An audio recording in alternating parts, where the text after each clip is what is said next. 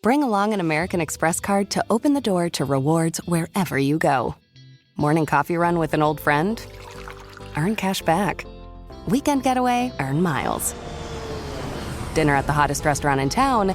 You get the idea. No matter the place or the plan, Amex rewards your inner explorer. See if you pre-qualify for an American Express card with no impact on your credit score. Learn more at americanexpress.com/check-4-offers. Your credit score may be impacted if you accept a card. Terms apply.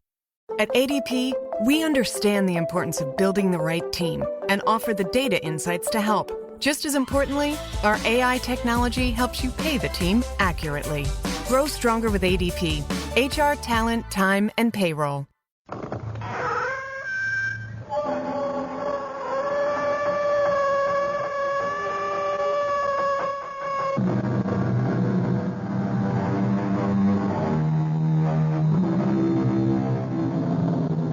Come in. Welcome. I'm E.G. Marshall. What are you doing right now? Give me the next hour of your life. Let me fill it full of mystery and suspense.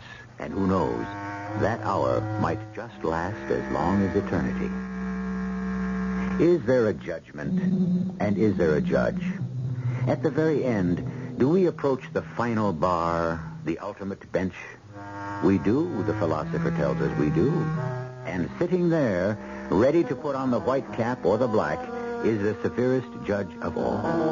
And from his judgment, there is neither appeal nor hope of reprieve.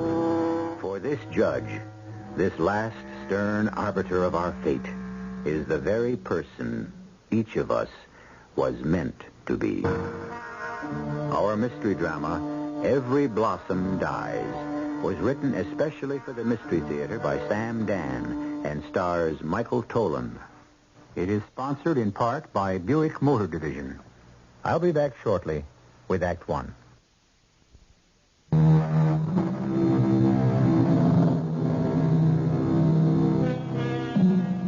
Why does the moth constantly seek the flame?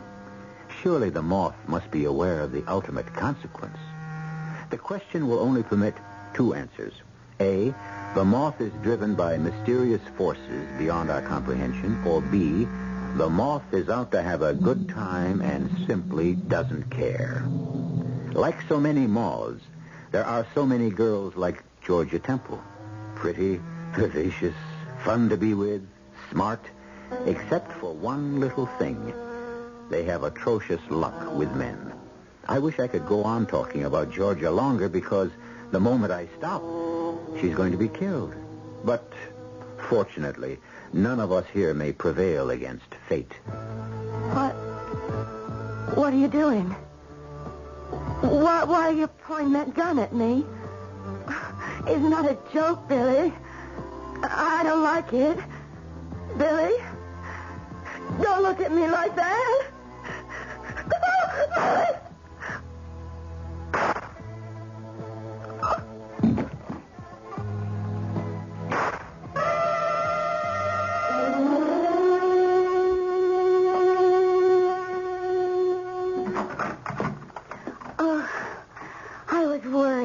Worried? Oh, you're late for dinner. Now, is it the first time, Barbara? No. And it won't be the last. But you usually call. I'm sorry. Did I ruin the steak? Steak? You ought to do the shopping. You're lucky to get stew. Well, if it's ready, I'm ready. You know, I was really worried, Bill. Why should you be worried? You mean a cop's wife doesn't have the right to worry? Oh, I'm not really a cop in that sense. I mean, I'm not in uniform. I'm called in after the crime, Jerry Ferris and me. Whatever shooting or stabbing... Please, Bill. The rough stuff has already happened. Jerry and I, we do the gentleman's job, the inquiry it's called. Well, you still should have phoned. That's right. And there's no excuse. I wanted to know about dinner, so I called the desk at 5, and they said you'd left for the day about an hour before. And do you know it's 7:30 now? Well, darling, No, honey, I'm sorry. I have no right to ask. No, you have every right. No, not under these conditions. Barbara, if you want to know what I was... because that would mean that I'm taking that note seriously. Barbara, let me tell you. I don't believe that note. It was sent by some vicious psychopath. Darling, I want to explain. If a person has something to say to me about my husband, if anyone wishes to accuse my husband of infidelity, let that person face me openly and with proof. I'll tell you where I was this afternoon. I just know you wouldn't have another woman. Say, you are sure of me, aren't you? I know you, that's all. It's just a note like that. Well, it's upsetting. Darling, why didn't you let me see it? Because I could have taken it to headquarters and turned it over to the lab. I didn't want to get involved in anything, and... Oh, it's just a crank thing anyhow. I thought it'd be best all around if I just tore it up. I don't even know why I told you. Well, I'm just scared to think there are people with that type of mentality running around. Look, the fact is, I left headquarters completely resolved to get home early when I saw someone, a hoodlum who has no business in this particular territory. I thought I'd keep an eye on him for a while to see where he might lead me. And where did he lead you? To a rooming house where he's evidently living. So I filed him in my mind for future reference and came home. Well, I hope you like the stew. I made it with wine. How could it be bad? And a little music to aid the digestion.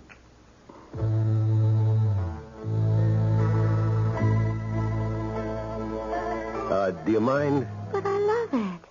You hear it everywhere. That's the trouble. I've been listening to it all day. So have I, and I never get tired of it. Could we just do without it? Oh, sure. But it's such a pretty tune. I think it's the title that turns me off. Every flower must die. No, it's Every Blossom Dies. Kind of gives it a feeling of mystery. All right, if you really want to hear it. Oh, not if it really bothers you. No, it doesn't. Go ahead, play it. No, I'd rather talk about something more important. What? Well, I hate to nag, but it's money. I'm short again this week. I know. I know. Look, I just have this situation. Now, who could that be? I'm afraid I know. Jerry Ferris tried to reach you half hour ago. He left word to call us. Honey, why didn't you tell me? I did want you at least to have your dinner. Oh, well. Hello? Bill, saddle and ride. Not me, friend Jerry. I'm starting my 48 hours off. We got us a homicide. The address is 718 Hayes. You don't need more than 15 minutes to get here. Ferris. Yeah, I better run. Can't you just finish? No, dear. I don't even know what kind of homicide we're up against. I better get right over there. I'm sorry. Well, it isn't as if you didn't warn me before we were married. Look, darling, about that note. I've already forgotten about it. I wish you would, too. 718 Hayes. 718 Hayes. What, Bill? It's the address where I'm supposed to meet Jerry. That's northeast, isn't it? Yeah. Now, why should that address sound familiar?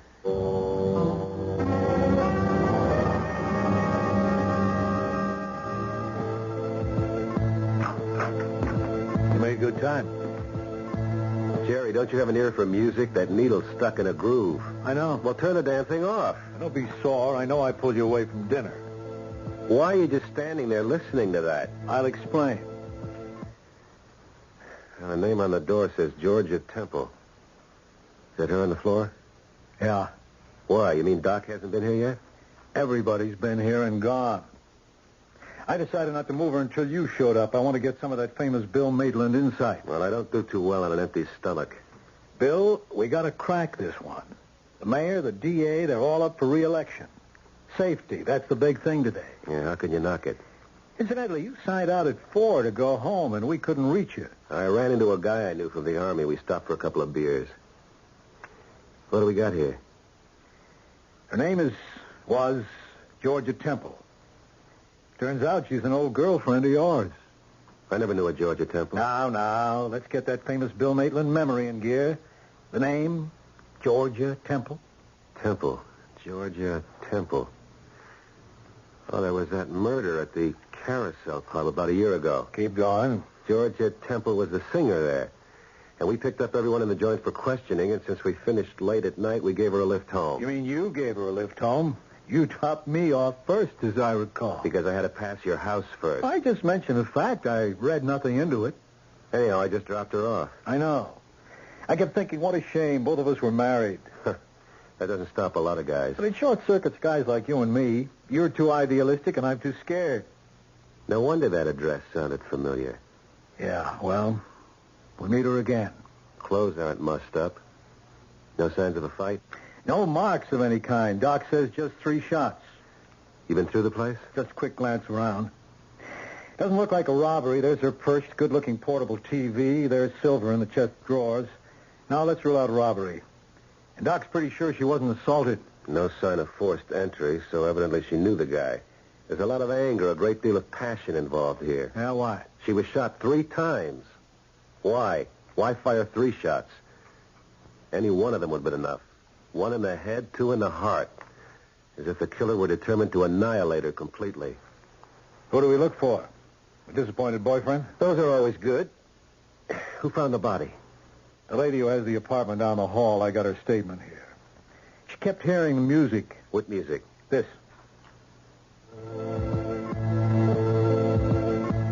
Now, will you shut that off? It's driving me nuts. Yeah, well, it was driving the neighbor nuts, too. It kept going and going for 2 hours at least. So she knocked on the door. She couldn't get any answer, and for some reason she got nervous. Called the police. What was the reason she got nervous? She couldn't say. Well, if she's down the hall, let's ask her. As I tell you, I heard the music, and I knew the needle must have been stuck. And then, Mrs. Woodruff? Well, I've already told this officer. I went down the hall, knocked on her door, but received no answer. Yes? I called to her. Miss Temple, but there was no answer.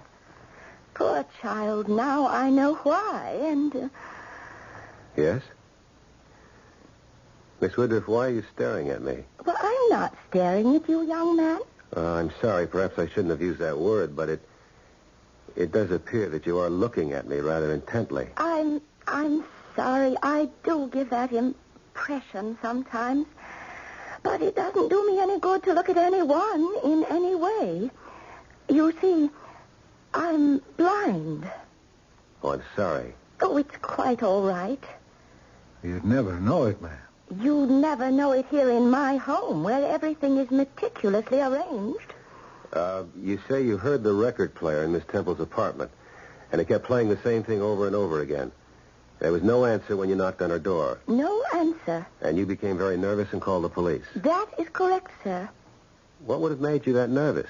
I can only say an old lady becomes nervous for any reason or no reason.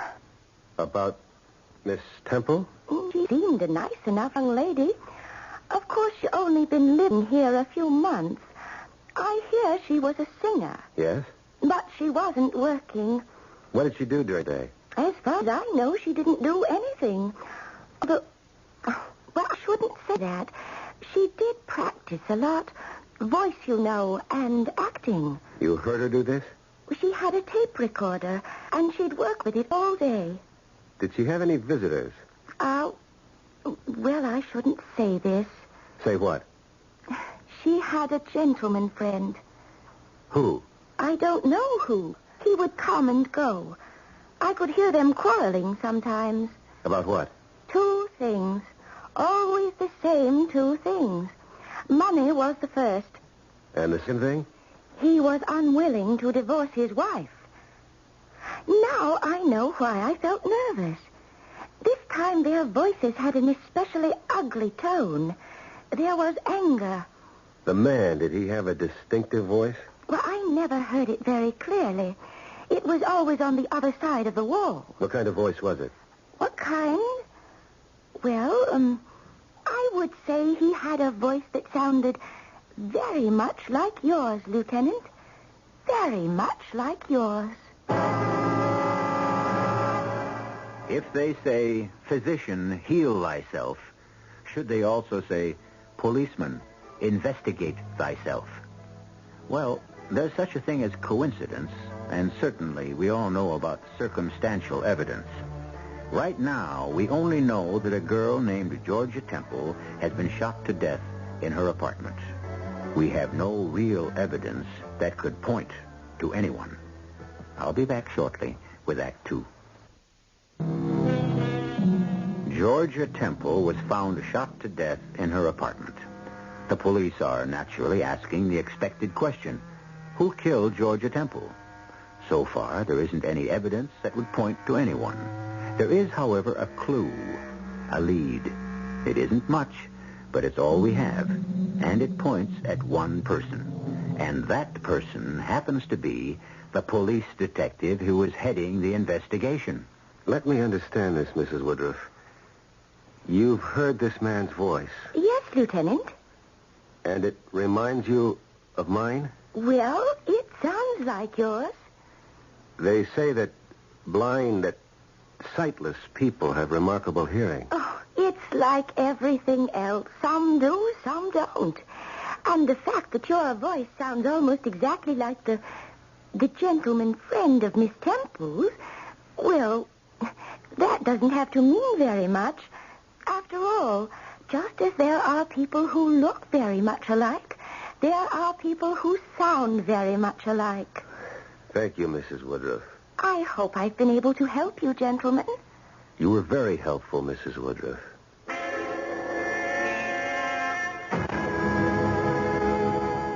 Well, Bill, have we cracked this case this fast? Are you the killer? If she's willing to testify under oath that it was my voice. Were you pulling a fast one on everybody? In what way? In every way. Like you saw her home that time. You did, didn't you? Yeah. And maybe you said, why not come in for a nightcap? Tell more. And maybe you did, and, well, maybe one thing led to another, and you've had this cozy little setup for the past couple of years. Keep talking. But you know the course of true love. It never runs smooth, and so maybe you have this fight and you pump 3 slugs into her. Maybe you better check my service revolver. I already got the lab report. The weapon was a .22 caliber. Well, I guess that puts me in the clear, huh? I guess it does. So where are we? We know it's a guy. They quarreled. For any one of the maybe reasons or something else. How carefully have you searched the place? We don't have any prints. You mean no fingerprints at all? None. Not even hers? Not even hers. But her print should be all over the place. After all, she lived here. Nothing. That means he took a rag and worked the whole apartment over.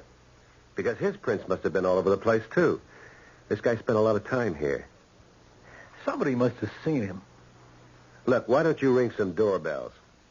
I'll poke around the apartment.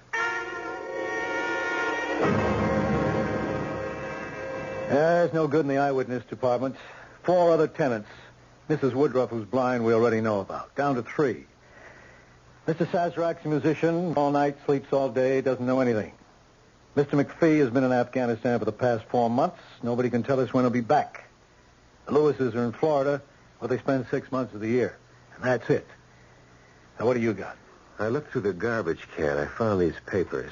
These half-torn, crumpled papers. Here, read.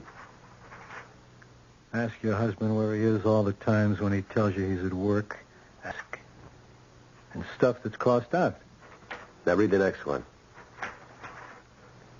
Ask your husband where he is when he's supposed to be working. Ask him why money is so short.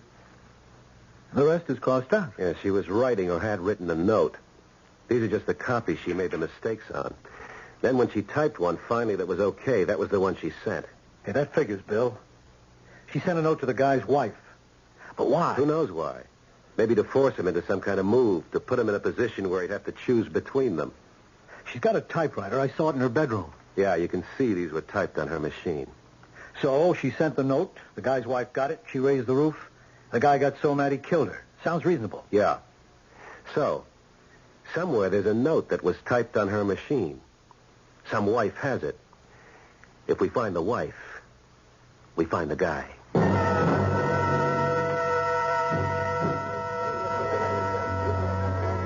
Hey, I remember you fellas. You're the cops who was in the place the night we had that unfortunate situation. Tell us about Georgia Temple. Poor Georgia. Is that all you can say? Well, it about sums it up. Poor Georgia. She left here about a year ago. Did she go to another job? Mm-mm.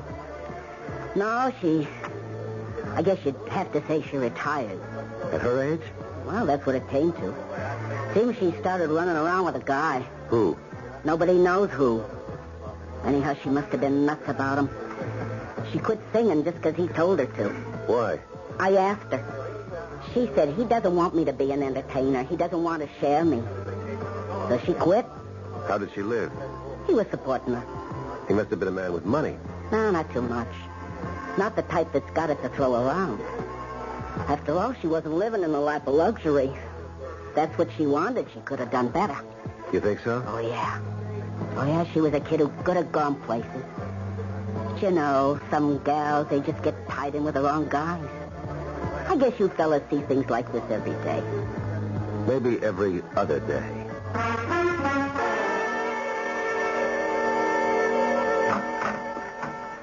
You still didn't tell me why you wanted to come back to the apartment, Bill. The tape recorder. Mrs. Woodruff said Georgia Temple worked with a tape recorder. Yeah? Where is it? Do you remember seeing it? No. Maybe it was stolen. Ah, come on. Why would a guy come in here, kill her, and just take the tape recorder? She had money in her purse, remember? Okay, let's look around. Hey, hold it. I think I remember something. When I looked through her bag, I think I saw... What? Now, hold it. Lieutenant Maitland, let me have the property office, please. What do you think you saw? Maxwell, this is Bill Maitland. There's stuff that belonged to Georgia Temple. See if there's a pawn ticket. Yeah, I'll hold. Pawn ticket? She pawned the recorder. But why? She needed money. Look, the guy paid for everything else, the TV set, the furniture, the silver. But the tape recorder, that must have been hers. Yeah, Maxwell. There is? Be right down to pick it up. Yeah? Yeah, I read about it in the paper. Well, what can you do? You gave her $50 for this tape recorder? It's a good one. High quality. Listen. Sweet justice, let there be no delay, nor shadow of suspicion. Delay. A, that A sound. Say A, not A. Well, great actress, you'll never be, Georgie. Back to the nightclubs for you. Let there be no delay. And let there be no delay tonight either. Have it out with Billy Boy without delay. Sweet justice, let there be no delay, nor shadow of suspicion. Honey, if he doesn't shape up, you'll have to... Now, hold it. Let's run it back. And let there be no delay tonight either. Have it out with Billy Boy without delay. Billy Boy. Billy. Let it run. Sweet justice, let there be no delay nor shadow of suspicion. Honey, if he doesn't shape up, you'll have to do something definite. Sweet justice, let there be Let there be what? a letter. We'll write a little letter, just a simple little note guaranteed to get his goat. Ask your husband where he is all the times when he tells you he's at work. Where is he spending those long evening hours? Signed, one of the girls. Well, Billy boy, that should get us some action. You won't have to worry about divorcing her. Maybe she'll divorce you. Mm-hmm. That's the way to write it. I guess that's all. So now we know his name. Billy.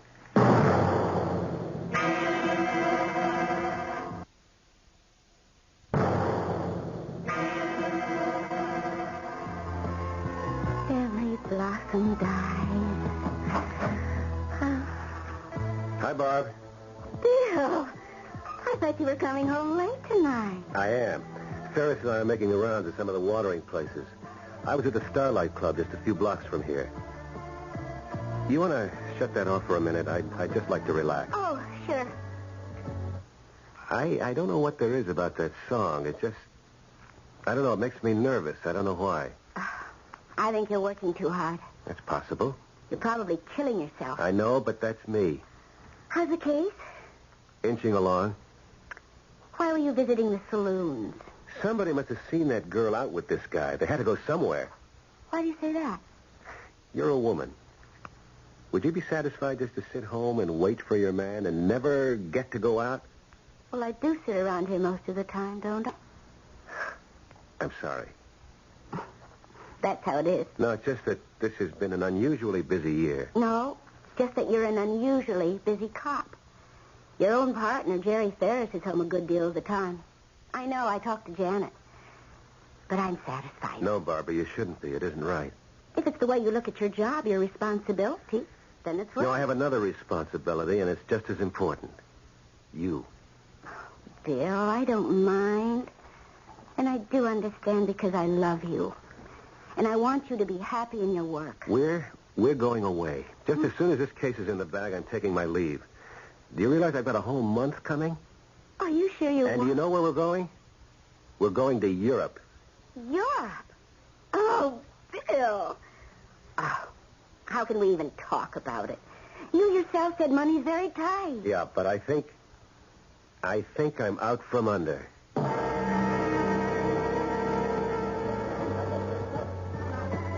Now think hard, Molly. The name Billy. What does it mean to you? Not a thing. She never spoke about a guy named Billy? Nope. You knew she was going out with a guy. Yep. Billy means nothing, huh? Not in connection with Georgia Temple. Well, not to me, anyhow. Jerry, let's get out of here. You come across anything in your travels? Nothing. Molly, don't they ever play any other kind of song in here? I like it. Where do you want to go now, Bill? Back to the apartment. Again? Yeah. Let's start all over. I think I see the trail that will lead us straight to the killer.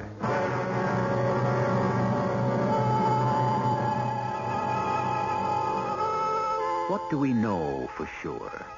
We know a girl was killed. We know a man named Billy is the killer.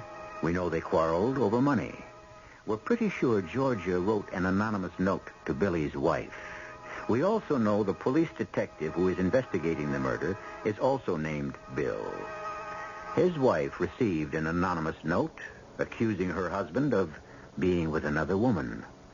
Well, before you reach any definite conclusions, wait until I return shortly with Act 3.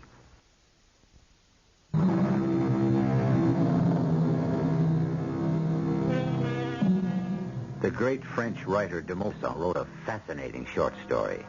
The man was a professional knife thrower. His wife was his partner. He threw the heavy, sharp knives at her outlined form on the board. The slightest error of judgment on his part would mean death for her. But the audience was unaware of the real drama on the stage. She was unfaithful to him. He knew it. She even taunted him. Why? Didn't she know that he could have killed her by accident? But she knew a great secret. He was an artist. He could not deliberately make a mistake. So, she was safe. Why do we tell you this? What is the connection with our story? Well, don't you want to do any of the work yourself? You still haven't told me why you wanted to come back to her apartment. We picked it clean. We found everything that was here. Okay. Now let's look for what isn't here. Like what? The lab says she was killed because she was shot 3 times. It was a .22 caliber pistol. Yeah? Where's the gun? Well, it would have been great if the guy had left it here, but as you well know, killers aren't usually that considerate. Now, I don't expect him to leave the gun. But what should have been here that wasn't? And they should have been on the floor. The shell casings. You fire a pistol, the shell cases are ejected. Now, would the guy stop to look for them and pick them up? Not likely. No, but for our guy, it is likely. Smart, capable killer. No mess, no fuss. He picks a weapon that makes hardly any noise, just a crack that could be an automobile backfire. No panic. He cleans the place from top to bottom, does away with all his prints. Chives. There's not a trace of him here. Another thing. Notice his closet. It's empty. Would a woman have an empty closet in her house? Never. So what does it mean? Means he kept some clothes here. That's right. And he removed all traces of them. And of himself. Well, we kind of knew all this about him, Bill. How do we move ahead? What did he do with the gun? He got rid of it. Right. He wouldn't keep that gun 5 seconds longer than necessary. He knows he has to get rid of that weapon. But where? Okay, where? You're this guy. You just killed her. You've got the gun. You go to your car. You drive off. Now, just 900 yards from here is the bridge over the Westland River. A very deep, fast-flowing, murky body of water. So you stop the car. Is there a better place? You know, Bill, you say this as if you can actually see it. It's just a question of putting yourself in the killer's place, that's all.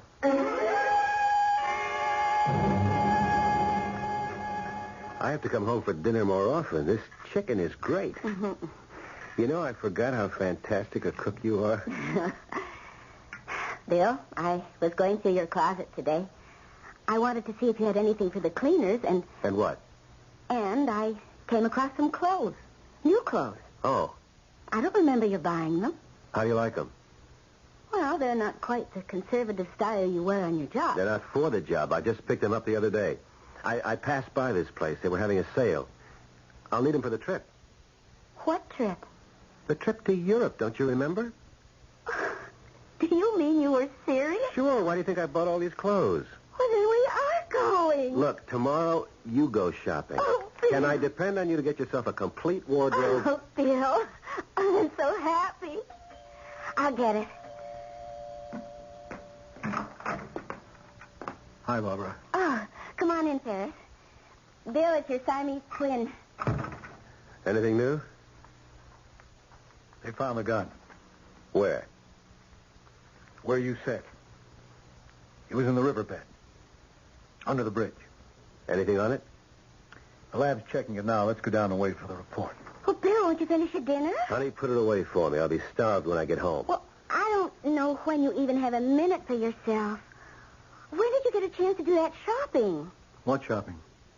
You mean you boys have secrets from each other? Come here, I'll show you. How do you like that snazzy new wardrobe your partner picked up? Not bad. When'd you buy all these? Simon Legree, you gave him some time off the other afternoon, remember? No, I don't remember. Now, we were checking out places where Georgia Temple might have been seen with her boyfriend. You and I'd split up. I passed by this store and did a little shopping on the city time. As if the city doesn't owe you more time than it can ever pay you for. Well, don't look at me. We better get downtown and check out the story on that gun. Ballistics establishes this little baby is the gun, all right. What about the serial number? Take a look. It's been filed off. It can't be filed off completely. Lab can always find a trace. This guy knew what he was doing. Yeah. Well, I don't know about you, but I'm stuck. I must be losing my grip. Come on, Billy. Look at how you carried the case this far. You mean we? No, you. We'd be at ground zero without you. You found out about the note. You found out about the tape recorder, which gave us his first name. And you figured out where to look for the gun. Now, that was great police It's work. just routine police work, Jerry. And what does it mean? No, I'm stuck. This, guy, he's been making moves. And I've been finding the counter move to each of them. I get him to reveal his motive, then his first name, then where he tried to hide the murder weapon, and we find the gun. And from the serial number, I should be able to trace him down, but... Bill, you feeling okay? But there's no serial number. It's as if this guy knew every move I'd make, and he leads me on, feeds me one little clue after another. And just when I think I'm ready to go in for the kill, he yanks the rug out from under. You know something? Right now, I'm sure he's laughing at me. We've been in spots like this before, Bill, hundreds of times. Now, there comes a time in every case when you know who's smarter. You are the guy you're after. Bill, you don't know what you're saying. What I'm saying is we're up against a killer who's smarter than we are. And that's why he's going to get away with it.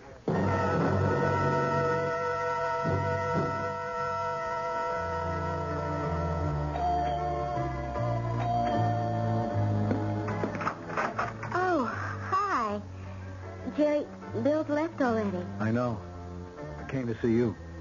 Oh, well, come on in. What's he got there? Portable typewriter. Oh. Well, can I do something for you, Jerry? Well, you'll have to answer a question, Barbara. Oh, my, you sound serious. I should. It's a matter of life and death. Barbara, Did you get a note? A typewritten note suggesting that Bill might be seeing another woman? What are you talking about? I said it's a matter of life and death. No. It's a matter of my own personal and private business. A note by a girl named Georgia Temple. Georgia? You mean the one who was murdered? Yeah. Well, but what would that have to do with... Barbara, you did get the note. How'd you know? It's the only thing that makes sense. The only possibility left. Why would she write me a note about Bill? I said we have to help him. Help him do what? Get the killer. You see, right now, he's stuck. He needs a hand. He needs a clue. When we first came across the idea of the note, he said the note, some wife has it. If we find the wife, we find the guy. But I destroyed the note. I have Miss Temple's typewriter. Oh, you're trying to frame him. What makes you think I would help you? Barbara, he killed her. No. No, I don't believe you. You're talking about Bill. I know, but not your Bill, another Bill. I don't understand a word you're saying. Please, Barbara, Bill is two people. Two? Yes. One is the hard-working, brilliant detective, your husband, the guy who loves you. The other is a wild kind of guy who lives in the same skull, but nobody ever knew about him, not even Bill himself. And suddenly this guy broke out. He fell for a girl named Georgia Temple. Jerry, get out of here. He had to kill her, and Bill's been trying to find him. You're saying my Bill is a murderer. I'm saying there's a part of me doesn't know about. It all comes down to one thing. He's the killer. Yes, he's the killer. Say it that way. But he's blocked it. It's gone from his mind. Jerry, what are you going to do? Help him. Help him find the note. He'll do the rest. Barbara, it has to be done.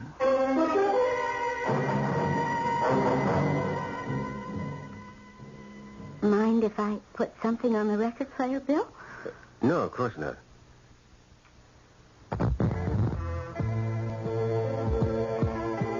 How did he know enough to get rid of the serial number? What are you saying, darling? He knew enough to file it down all the way. I would have had him. Why do I see it so clearly? Actually, it's the way I would have done it myself. But I'll get him. He left something loose. He couldn't have tied everything up. Barbara, don't you hear that thing? It's stuck. Well, if it bothers you, turn it off. Well, that silly thing bothers me even when it isn't stuck. Every blossom dies. What a name for a song. Well, turn it off, honey, if it bothers you so much. All right, I will. Did you drop this piece of paper on the floor? What piece of paper? Here. Huh? What does it say? It says, Dear Mrs. Maitland, ask your husband where he is all the times when he tells you he's at work. Where's he spending those long evening hours? Hi, Bill. I think I found a new lead. Forget it. We just won the whole ball game. We found the note. Oh, Bill. Note? The note Georgia Temple wrote to the guy's wife. Remember what we said? Find the wife and you got the guy. Yeah. We got the wife. Dear Mrs. Maitland. Her husband's the killer. Her husband. Yes, Bill? But I'm her husband. Yes, Bill. No, I didn't kill her. I didn't kill her. Bill? Tell that to Detective Lieutenant Bill Maitland. Tell the detective you didn't kill her. Oh, Bill. Barbara, I didn't. How could I? I don't care, Bill.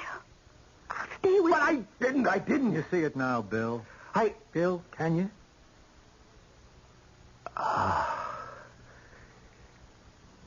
Yes, Jerry, I see it now. What happened? What happened? You know what happened. You thought it was a joke when you said it back at her apartment. I thought it was a joke. You said Did you take her home that night? And did she ask you in for a nightcap? And did one thing lead to another? Well, yes. It did. It did.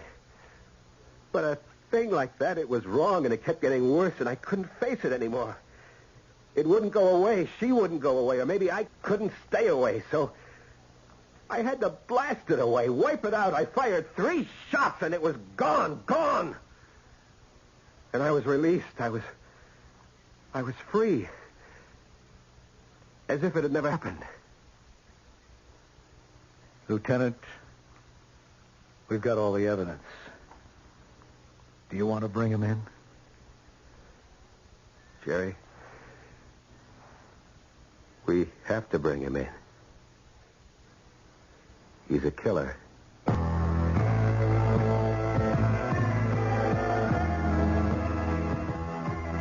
Temporary insanity was the way it finally wound up legally. Bill is no longer a cop. He had undergone a long period of treatment, and he and Barbara live quietly together now. Bill's life isn't very exciting, but it has other satisfactions. At least, Bill knows who he is. I shall be back shortly.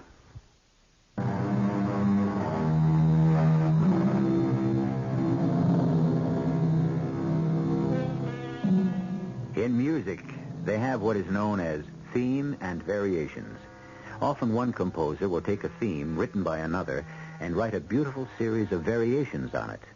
The basic theme of today's story was, of course, Dr. Jekyll and Mr. Hyde, which was a variation by Stevenson on a famous medieval legend.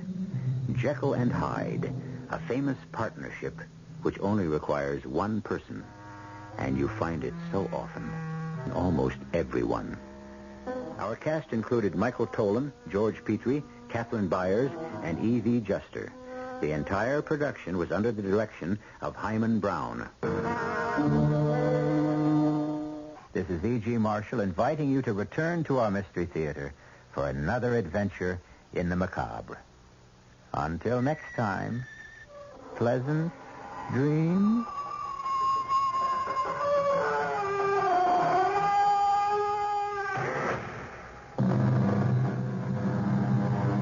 The preceding program was furnished by CBS Radio.